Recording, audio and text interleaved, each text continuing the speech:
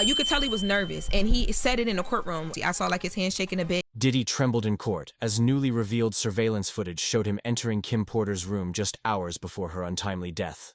The footage offers a clearer picture of what may have happened that night. An unexpected twist that caught both the defense and prosecution off guard. For those unfamiliar, Kim Porter was Diddy's ex-girlfriend and the mother of 3 of his children. Their relationship, which began in 1994, lasted until 2007 and was known for its on-again, off-again nature. In 2018, Porter was found dead, and her official cause of death was ruled as lobar pneumonia, determined to be from natural causes by the Los Angeles County Coroner's Office in January 2019. However, ever since her passing, rumors and doubts have swirled, with whispers suggesting that something darker may have occurred. Adding fuel to the speculation, multiple individuals close to Porter have spoken out. Al B. Sure, her ex and the father of her son Quincy, expressed disbelief over the ruling during a May 2025 interview with Fox 5 New York. He questioned how a seemingly healthy woman could suddenly die from pneumonia, saying, "Imagine if someone told you that your healthy friend suddenly died of pneumonia. You'd have questions too, right?" He likened it to claiming someone who just ran a marathon died of exhaustion while lounging on their couch the next day. In the best of health. We just saw each other prior to her passing. We were actually celebrating our son's new Netflix Christmas special, and she was doing... Adding, "The math ain't mathing." Gene Deal, Diddy's former bodyguard, has also raised serious concerns. In past interviews, Deal suggested the investigation into Porter's death was rushed and inadequate. He questioned why someone with her wealth and resources would be unable to reach out for help if she were in distress. Deal even alluded to the possibility of foul play, describing a scenario in which Diddy's typical play fighting may have gone too far, implying Porter may have been accidentally smothered during one of these episodes. These aren't baseless internet rumors. This is coming from someone who had close proximity to Diddy and his private life. It's the kind of revelation that hits harder when delivered by an insider. Adding more layers to the story is a resurfaced photo allegedly showing Corey Gamble, Kris Jenner's boyfriend, at Porter's house before the coroner arrived. This has only heightened speculation online, with some suggesting Gamble might be a behind-the-scenes fixer in powerful entertainment circles. The Hollywood web of connections and alleged cover-ups is deep, and increasingly, more people are starting to question what really went down. Despite the growing skepticism, Porter's family has consistently stood by the original findings. In September 2024, her children, Christian, Jesse, Delilah, and Quincy, released a statement reiterating that her death was from natural causes. They also rejected rumors of Porter working on a tell-all book, calling such claims false. But in 2024, a book titled Kim's Lost Words: A Journey for Justice from the Other Side surfaced. Credited to Jamal T. Millwood, a pseudonym used by Chris Todd, the book claims to be based on Porter's diary entries. Within its pages are allegations of abuse by Diddy, including disturbing accounts of physical violence. In an interview, On the Art of Dialogue, Todd claimed he possessed evidence, including tapes, that could allegedly bring down the entertainment industry if released. Though the authenticity of the book has been hotly contested and Porter's children have labeled it fake, its release reignited public interest in Porter's death. These allegations against Diddy don't exist in isolation. In 2023, CNN released surveillance footage from 2016 that showed him physically assaulting Cassie Ventura, another former girlfriend, in a Los Angeles hotel. The video, which shows Diddy grabbing, shoving, and kicking Ventura, was irrefutable. Diddy later issued a public apology, but the footage revealed a darker side of a man known for his polished public persona. Cassie's claims didn't stop at one incident. In her lawsuit, she described years of abuse, including rape and being coerced into degrading activities. Her mother, Regina Ventura, testified to witnessing the aftermath of multiple violent episodes, including taking photographs of bruises Cassie allegedly sustained during a Christmas Eve beating in 2011. Even more alarming are the references to so-called freak-offs, private parties where explicit and allegedly non-consensual acts were said to have occurred. Cassie described feeling like a sex worker during these events, a statement that was ultimately struck from the court record. But you on that video is inexcusable. I take full responsibility for my actions in that video. I'm disgusted. was disgusted then when I did it. I'm disgusted. The implication remains. If Diddy was capable of that kind of behavior with Cassie, what might have happened in his relationship with Kim Porter? Other testimonies paint a pattern of control and intimidation. Singer Dawn Richard claimed Diddy threatened to make her disappear after she witnessed the assault on Cassie. Former Bad Boy artist Mark Curry added further disturbing claims, alleging Diddy once broke Porter's nose during an altercation on a yacht and even went so far as to wiretap her phone, suggesting an obsessive need for control. All of this builds a troubling narrative. From verified footage to first-hand testimonies, the evidence painting Diddy as a man capable of disturbing behavior is mounting. Though no charges have been brought in relation to Porter's death, the questions persist, and with every new piece of evidence or testimony, they grow harder to ignore. That's not love. That's straight-up thriller movie villain behavior. And speaking of control, the alleged memoir tied to Kim Porter includes a disturbing claim that she found videotapes locked in a vault in Diddy's bedroom, tapes that reportedly contained compromising footage. According to sources familiar with the book, Porter was so shaken by what she saw that she made copies as a form of protection in case she ever tried to leave him. This raises serious questions about what Porter might have known or discovered during her relationship with Diddy.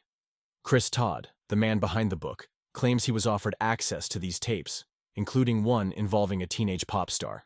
He also alleges that Porter's friends and others who contributed to the memoir had copies, and that some attempted to sell them to Hollywood documentary producers. If this is true, it would be explosive, like discovering your ex kept a file of your darkest secrets and shared it with others just in case. The power dynamics are chilling. These claims add to the already deeply disturbing picture of alleged abuse and control. Diddy is currently on trial for sex trafficking, racketeering, conspiracy, and transporting individuals for prostitution. To make it seem like she slipped and fell. She slipped and fell and broke her nose. Nah, the truth was she slipped and fell and landed on his fist. These aren't minor charges. They carry the potential for life imprisonment. The trial, now in its second week, has already delivered dramatic testimony. Cassie Ventura spent 4 days on the stand, detailing years of abuse, beatings, and coerced sexual activity.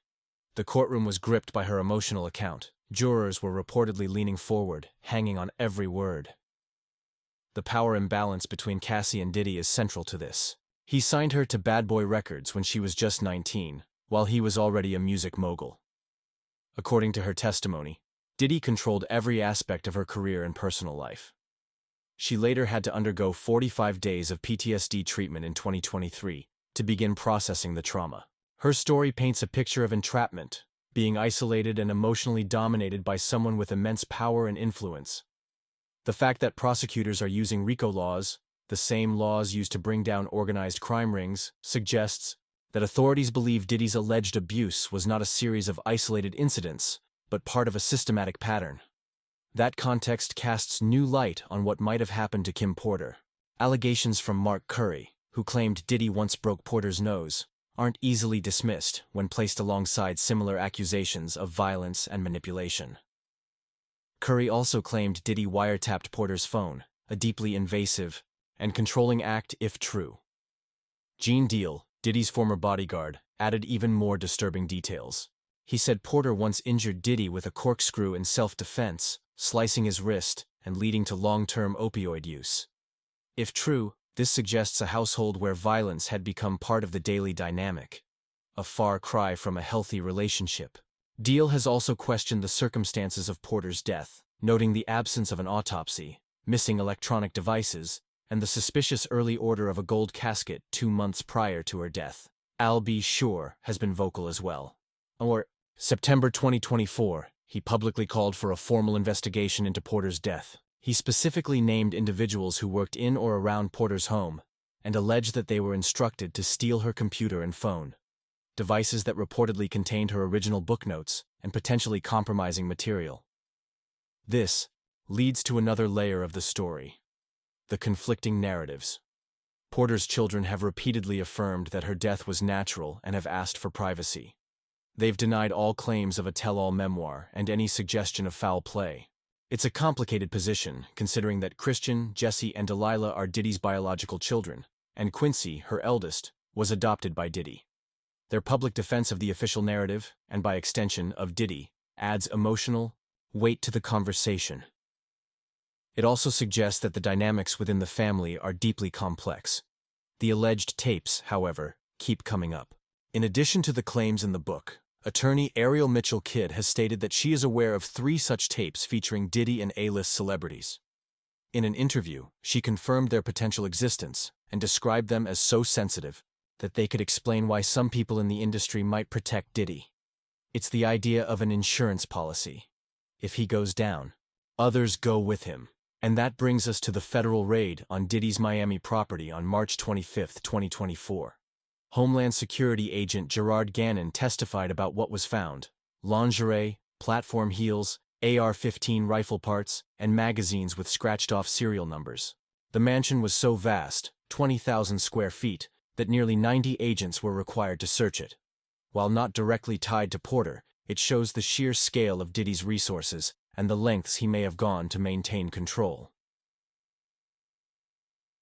Diddy's defense lawyers argue that his relationships were toxic but consensual. They acknowledge he has a temper, but they frame the behavior as part of dysfunctional romances, not crimes. That argument may have worked in a different time, but with multiple women offering corroborated testimony, video evidence, and stories that align, it's starting to look more like a pattern than coincidence. The allegations around freak-offs, private gatherings with questionable consent, have been central to Cassie's testimony. She described feeling like a sex worker, forced to perform in situations that blurred and often erased the lines of consent. The memoir attributed to Porter echoes similar experiences, portraying Diddy's parties as more than just wild industry get-togethers. They were allegedly hyper-controlled, explicit events involving other celebrities, including a well-known married woman. Then there's the money. Cassie settled her lawsuit against Diddy for $20 million and another for $10 million, with the hotel tied to the 2016 assault. Those aren't typical settlements. They're life-changing sums that hint at how much Diddy might have been willing to pay to avoid scrutiny. But this time, the stakes are higher. He's not just facing civil suits. He's facing the full weight of federal criminal prosecution. Some insiders suggest Diddy is being set up by people with even greater influence and resources, individuals with personal scores to settle. Whether that's true or not, the entertainment industry has a long history of shielding its biggest stars from accountability, until it can't anymore. We saw it with Harvey Weinstein. We saw it with R. Kelly. The question now is whether Diddy will be next. And if the allegations around Kim Porter's death are proven, or even seriously investigated, it may finally reveal a truth that's been buried for far too long. The ugly side of Hollywood is something few like to acknowledge. But in Diddy's case, it's becoming impossible to ignore. Just recently contacted by someone who wanted me to essentially represent them in the sale of one of the Diddy tapes. His power wasn't limited to music. His reach extended into fashion, liquor, television, and even politics. That kind of influence creates a protective shield, one that discourages victims from speaking out and enables powerful figures to operate unchecked for years. Imagine being a young artist who witnesses something disturbing involving Diddy. Who are you supposed to tell? The label executives who do business with him? The media outlets that rely on access to him? The celebrities who party on his yacht? The entire system is built to protect the powerful, not the vulnerable. Some believe Diddy's downfall may have been accelerated by his decision to challenge that system. In May 2023, he filed a lawsuit against Diageo, one of the world's largest liquor companies, accusing them of racial discrimination. He claimed the company had neglected his Ciroc and DeLeon brands while favoring others and limiting distribution in certain neighborhoods. Diageo responded by ending their 15-year partnership in June 2023, citing bad faith actions. Diddy filed another lawsuit in October, alleging unlawful retaliation and blackballing. But by January 2024, the legal feud ended with a surprise settlement. Diddy withdrew all claims, and both sides issued a joint statement. Scent suggested on the Earn Your Leisure podcast that this battle with a corporate giant may have stripped Diddy of some of the protection his status once granted him.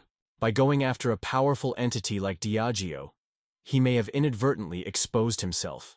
The implication is that when you poke the bear might stop shielding you from the hunters. Others have raised even darker possibilities. Jaguar Wright, a vocal critic of the industry, has alleged that Diddy may have connections to the mysterious deaths of several of his close associates. In a 2022 interview, she pointed to the deaths of Heavy D in 2011 and Andre Harrell in 2020, both reportedly from heart attacks, and noted they were working on books at the time. Al B. Sure, reportedly fell into a coma while writing his memoir, but survived. Then there's Kim Porter, who some allege was also working on a book before her. Sudden death. Are these coincidences, or is there a sinister pattern? The bigger picture becomes even more disturbing when looking at Diddy's alleged behavior with Porter. Though they ended their romantic relationship years before her death, they remained connected through their children. If the abuse allegations are true, it paints a picture of a man who doesn't easily let people walk away. Reports about the disputed memoir attributed to Porter suggest she was subjected to serious abuse, including an incident where Diddy allegedly hit her after she refused his demands, and another where he slammed her to the ground and threatened her with a weapon. Statements like, "You're mine, you don't have a choice in that," hint at an obsessive, possessive mentality. The memoir also includes cryptic stories, like one involving someone named Shaw and an encounter between a chart-topping rapper and a married couple, suggesting Diddy's parties were more than just social gatherings. They were private, explicit, and tightly controlled events. This mirrors Cassie's testimony about so-called freak-offs, where boundaries were crossed and consent was questionable. If Porter was indeed planning to share her story, as Al B. Sure has suggested, it would have been a risky move. When powerful circles, exposing dark truths can come with dangerous consequences. Whether the memoir is real or fabricated, its content aligns with a broader pattern of abuse, control, and fear that several people have now described. Diddy's current incarceration at Brooklyn's Metropolitan Detention Center marks a dramatic fall from grace. He now finds himself behind bars, facing charges including racketeering conspiracy and sex trafficking. The lifestyle he once flaunted, luxury homes, private jets, fine dining, is gone. According to his attorney, Mark Agnifilo, one of the hardest parts of Diddy's time in prison has been adjusting to the food. Once accustomed to curated meals from celebrity chefs, Diddy now eats basic prison fare: cereal, toast, processed meats, and overcooked vegetables. Daily life at MDC Brooklyn is structured and harsh. Wake-up calls come at 6 a.m., breakfast follows shortly after, and meals are served on strict schedules. The food lacks both variety and nutrition. Many former inmates describe it as bland, with meals heavy on carbs and low on essential nutrients. For someone like Diddy, used to tailored wellness regimens and gourmet meals, this is more than a culture shock. It's a physical and psychological reckoning. This drastic change in circumstances underscores how far Diddy for us to work for them. It is not so cool when you start to own things. You see what I'm saying? So I made a lot of money with them too. Like, there's a point, they did a deal that mirrored what Puffy's deal with Diageo was for Ciroc. So he didn't have ownership of that in it. has fallen. From Grammy-winning mogul to federal detainee, his story is now one of alleged manipulation, abuse, and criminal enterprise. While some still see him as a product of a ruthless industry, others believe he helped shape that darkness and may finally be facing its consequences. The legal proceedings are ongoing, but one thing is certain: this case is forcing the world to look at the rot underneath the glittering surface of fame. It's exposing how unchecked power can enable horrific behavior, how victims can be silenced, and how public personas can be carefully crafted to hide disturbing truths. Whether Diddy's final chapter ends in conviction or controversy, the revelations surrounding his life and actions are already reshaping the narrative of power in entertainment. The lack of nutrients in prison food leads to an unbalanced, unhealthy diet, which can have serious consequences for inmates' physical and mental well-being. For someone like Diddy, who has long been conscious of his health and appearance, Heavy D is dead. Andre Harrell is dead. The only two left are Puffy and Al almost died. being forced to eat meals lacking in basic nutrition is deeply unsettling. But this concern goes far beyond taste. It's about what prison represents: a total loss of autonomy and the collapse of a lifestyle built on control and luxury. The conditions at Brooklyn's Metropolitan Detention Center, MDC, where Diddy is currently being held, only compound the issue. Overcrowding is a major problem, with inmates often crammed into cells designed for fewer occupants. The lack of privacy and personal space is a significant shift for someone used to sprawling estates and exclusive retreats. On top of that, the facility has been repeatedly criticized for its substandard medical care and inadequate access to mental health services, issues that become even more pressing for someone like Diddy, who is under immense stress as he awaits trial on high-profile charges. MDC. Brooklyn is not a place for the faint of heart. It's the same facility that previously housed Ghislaine Maxwell and R. Kelly, both convicted sex offenders. Despite its bland exterior, the detention center has a reputation for unsanitary conditions, outbreaks of violence, and severe understaffing. Reports suggest Diddy is currently being held in isolation, away from the general prison population, which may be a measure to protect him. However, even in isolation, the risks are real. The prison has a history of deadly incidents, including stabbings, suicides, and even allegations of maggots in the food.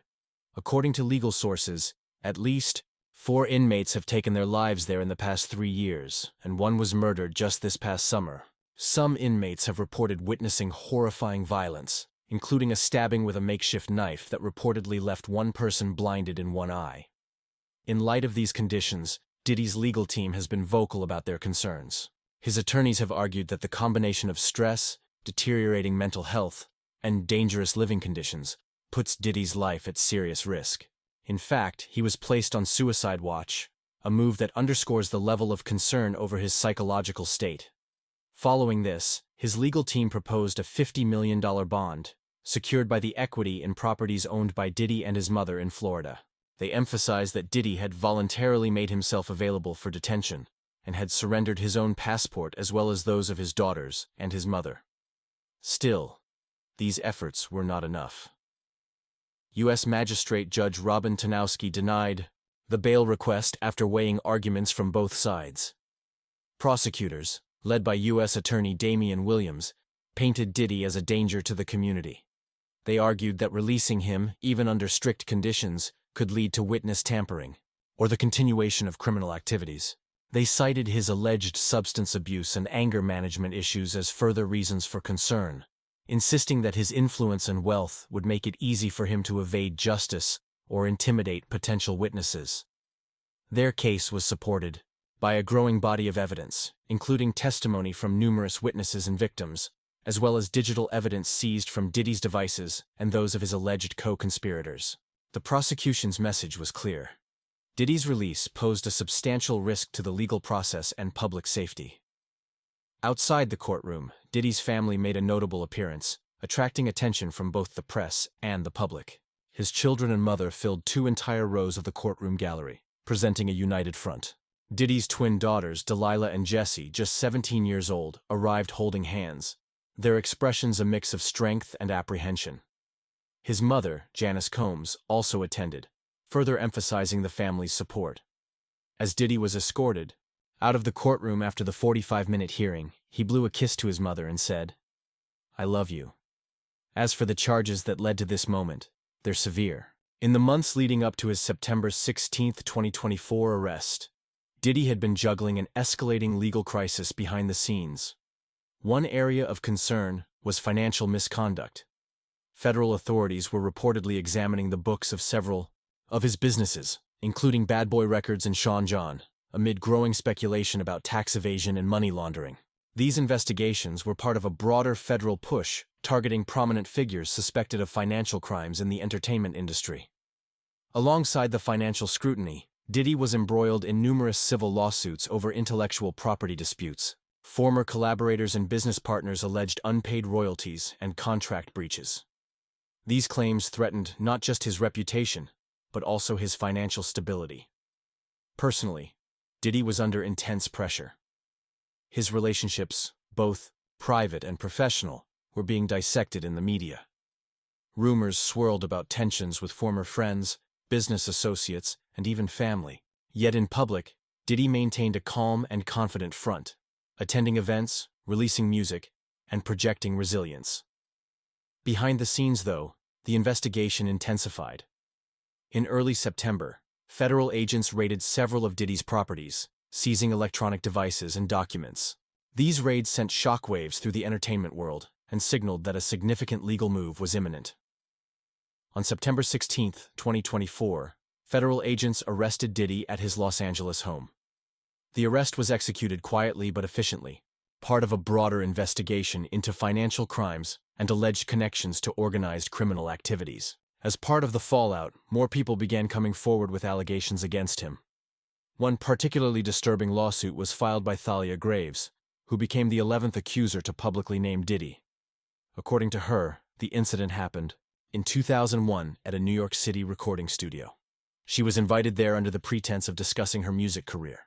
Once inside, she alleges, she was assaulted by Diddy and another man, bound and sexually violated. The attack was reportedly recorded without her consent and later sold as pornography. Graves said the trauma haunted her for years, damaging her career and emotional well-being. Adding another layer to the controversy is the unfolding political scandal involving New York Mayor Eric Adams, who had once famously given Diddy the keys to the city. Adams himself is now facing 5 federal charges related to campaign finance violations. The investigation into his 2021 campaign revealed alleged illegal foreign donations, particularly from Turkey. As federal scrutiny deepened, devices belonging to key members of Adams's administration were seized, and in September 2024, agents executed a search warrant at Gracie Mansion, the mayor's official residence. The overlapping timelines of Diddy's arrest and Adams's indictment have prompted speculation about whether these two high-profile cases are connected. While there is no confirmed link between them, the coincidence has fueled conspiracy theories and raised further questions about who else may be entangled in the legal web surrounding Diddy. With each revelation, the once untouchable mogul appears, increasingly isolated. The story is no longer just about one man. It's about the system that protected him, the lives he may have affected, and the powerful forces now aligning against him. Since Diddy's arrest, a wave of resignations has swept through New York's political circles, including the mayor and several members of his cabinet. This political upheaval comes alongside the resurfacing of a long-dormant controversy, Diddy's alleged connection to Tupac Shakur's death. Reopening a case as iconic and complicated as Tupac's 1996 murder involves navigating a maze of old evidence, witness testimonies, and newly emerged claims. The Shakur family's decision to retain attorney Alex Spiro, known for handling high-profile cases, signals a renewed push to uncover the truth. Spiro's role is to examine every available lead, including the explosive allegations made by Dwayne Keefe D. Davis, who claims Diddy offered him $1 million to orchestrate the hit on Tupac. If any credible link between Diddy and Tupac's murder is confirmed, it could dramatically shift public understanding of one of hip-hop's most tragic events and alter the perception of influential figures within the industry. This investigation would not just affect Diddy's legacy, but ripple through the entire hip-hop community. One of the most comprehensive and damning legal challenges Diddy faces comes from music producer Rodney Lil Rod Jones. In early 2024, Rod filed a 100-page lawsuit detailing a disturbing year-long ordeal allegedly filled with abuse, grooming, and manipulation. After being invited by Diddy in August 2022 to work on the Love album, Off the Grid, Rod claims his dream opportunity turned into a nightmare. From September 2022 to November 2023, he says he was forced to live with Diddy, missing out on holidays, family events, and even his own birthday, all while witnessing and allegedly enduring forms of exploitation that extended far beyond professional boundaries. The lawsuit describes a harrowing list of abuses, including forced participation in drug use, provision of alcohol to minors, and sexual exploitation. Rod alleges that Diddy not only subjected him to these environments, but used other high-profile individuals to carry out his agenda. Among the most shocking claims is that Diddy groomed Rod into sexual acts with Oscar-winning actor Cuba Gooding, Jr., who has already faced multiple public accusations of sexual misconduct. Though Gooding has denied the claims and tried to distance himself from Diddy, photos attached to the lawsuit appear to show him intimately close with Rod, casting doubt on his denials. Rod's lawsuit also names other notable figures, including Bishop T.D. Jakes. While no criminal accusations were made against Jakes, his association with Diddy